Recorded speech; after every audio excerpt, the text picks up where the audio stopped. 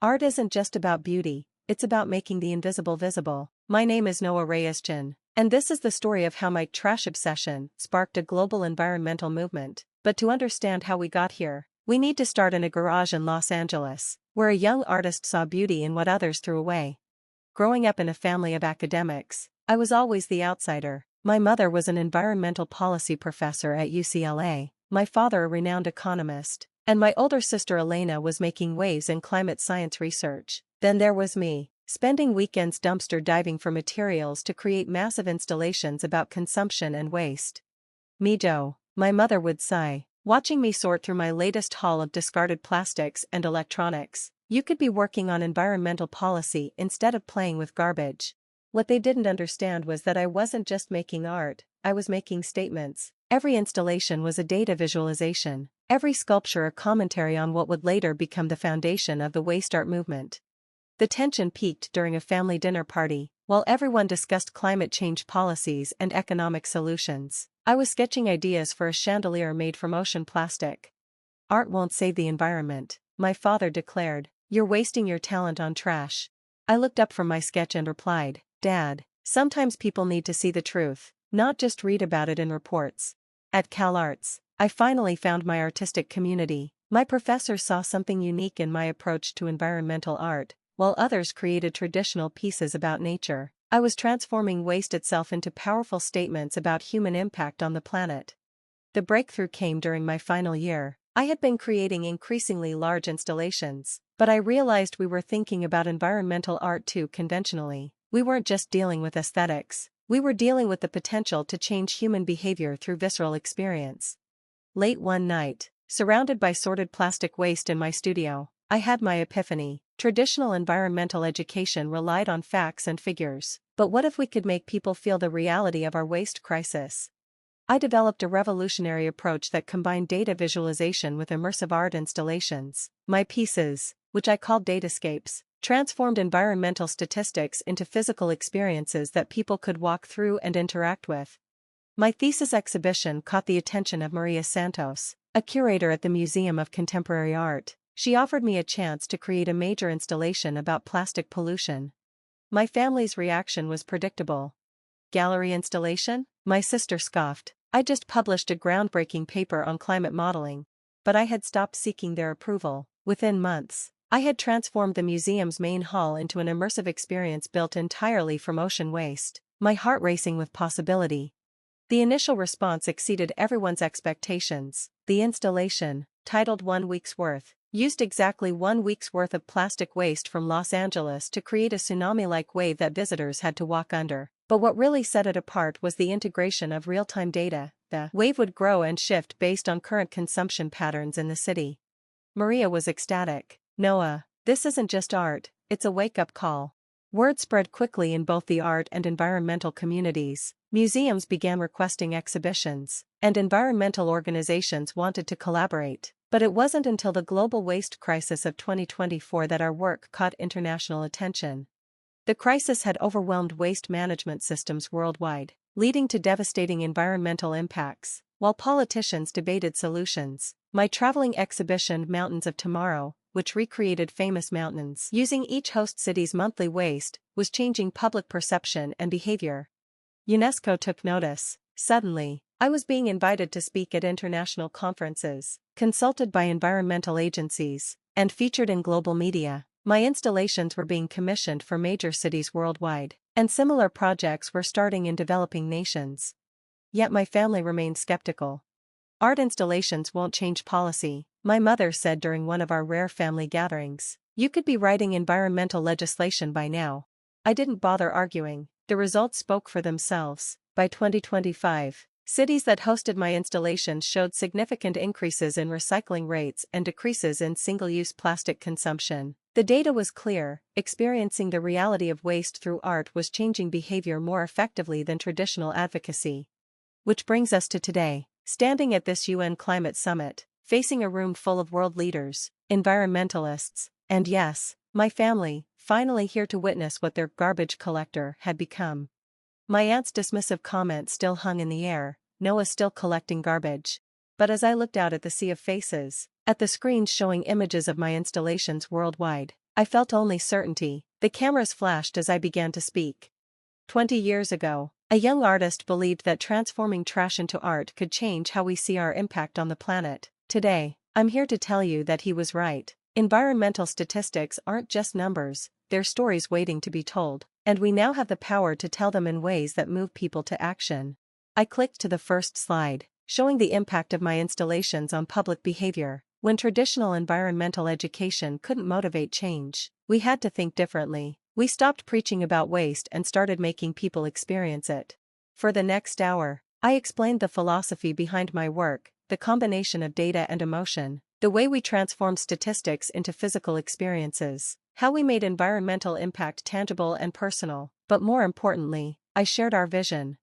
We can change human behavior, I declared, not through lectures or reports, but by making people feel the weight of their choices. The solution wasn't in more facts and figures, it was in making the abstract concrete, the invisible visible. The presentation ended with footage of my latest installation, Inheritance, a series of children's bedrooms filled entirely with the amount of waste each child would be responsible for in their lifetime. The impact was profound. Later, at the reception, my family approached. My mother's eyes were wet with tears. "Noah," she said softly, "we were wrong, so wrong." My father, ever the economist, had questions about the behavioral impact data. Even Elena, the climate scientist, was particularly interested in collaborating on data visualization projects. "You really did change environmental policy," she admitted, hugging me tightly, "with trash, of all things." But the most meaningful moment came when a young artist approached me, carrying a portfolio of sketches. "Mr. Reyes-Chen," she said earnestly, "I want to follow your path. Everyone says art can't change policy, but..." I smiled, remembering my own journey. "Let me tell you a secret," I said. "Every revolution begins with someone seeing things differently. Never let anyone tell you your medium isn't powerful enough or your approach isn't serious enough." That evening, I stood on my hotel balcony, watching the city lights. My phone was buzzing with messages, congratulations, collaboration requests, interview invitations, but my thoughts were in that long-ago garage, where a young artist believed in the power of transforming trash into truth. The next morning, I was back at our latest installation site, because while awards and recognition are nice, the real reward is watching awareness grow. Every changed mind, every reduced consumption pattern, every policy shift, these are the true measures of success. My team has grown now. Artists from around the world come to learn our methods, each bringing their own interpretations and innovations. We've expanded beyond waste, creating installations about climate change, biodiversity loss, and environmental justice. The work isn't always easy. We face challenges from skeptics, funding issues, and the sheer scale of environmental problems. But every time I see data showing behavior change in communities where our installations appear, I know we're on the right path. Last week, I received a package from my parents. Inside was my first sketchbook, filled with drawings of waste-based sculptures. They'd kept it all these years. Tucked inside was a note.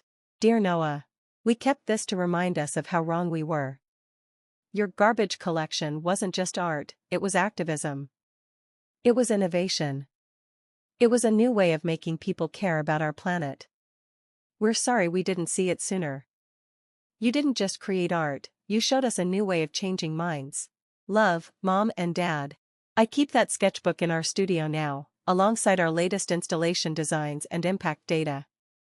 It reminds me that great achievements often grow from rejected ideas, that change can come through unexpected channels, and that sometimes, the most powerful statements are made with the things people throw away. As I write this, I'm preparing for another installation. My hands will get dirty, my mind will race with new ideas, and somewhere, another person will see environmental truth in a new way. My aunt might still think I'm collecting garbage, but I know better. I'm changing consciousness, one installation at a time. And to that young artist in his garage, believing in the power of trash to tell truth, you were right all along. Keep collecting, keep creating, keep believing. The world needs your kind of vision.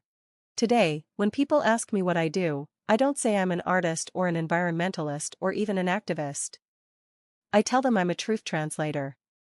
Because that's what my work is really about, taking cold statistics and turning them into emotional experiences that change how people see their relationship with the planet. Environmental awareness is growing, faster than anyone thought possible. Our installations have been featured in over 100 cities worldwide. The United Nations has incorporated art-based education into their environmental programs. And every day, more people are beginning to understand what that young artist in Los Angeles knew all along, that sometimes, the most powerful way to change policy is to change hearts first. My family now jokes that they should have helped me dumpster dive years ago. But this was never about creating traditional art. It was about proving that unconventional approaches, when driven by purpose, can transform how society addresses its biggest challenges. As I prepare for my next installation at the World Economic Forum, I think about all the other creative activists out there, the ones being told their methods are too unconventional, their approach too artistic. To them, I say, hold on to your vision. Nurture it like a precious material. Because you never know which unique perspective might grow into a solution that changes the world. The museums are filled with environmental truth, and somewhere in Los Angeles, in another garage studio, new visions are taking shape. My nephew has started creating his own waste-based sculptures, much to everyone's amusement. But this time, no one's calling it garbage. After all, they know better now. Sometimes, the biggest changes start with the things we throw away. And as for me? I'm still collecting trash.